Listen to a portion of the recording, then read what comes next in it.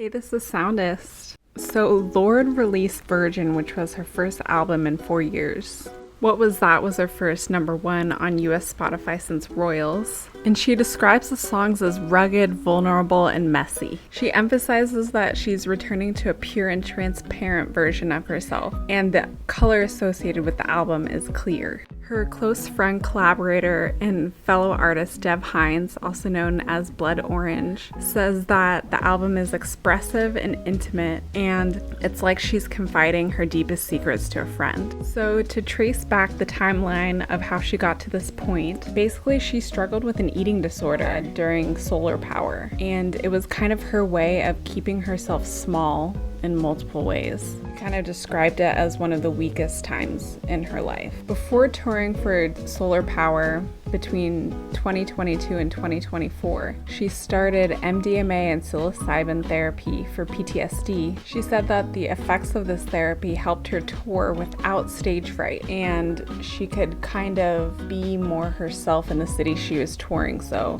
instead of being holed up in a hotel the whole time, she was able to explore, and she didn't have that kind of impending doom kind of feeling that can come with stage fright. In 2023, she was in a relationship with UMG New Zealand executive Justin Warren. After they broke up, she was reflecting on their breakup, and she said that she's been in relationships with older people who she's kind of likened to God in terms of the pedestal that she put them on, and she always kind of needed someone to rely on and look up to since she was on her own and didn't really have that. In terms of the art that she was engaging with when she was making this album, she said that she read a lot of books about the body, specifically essential labor, motherhood, and unbearable weight. And she also read novels by Annie Ernaux, Rachel Cusk, and Ben Lerner. She enjoyed going to art museums and shows, especially with older women, just because she would get a lot of wisdom from them.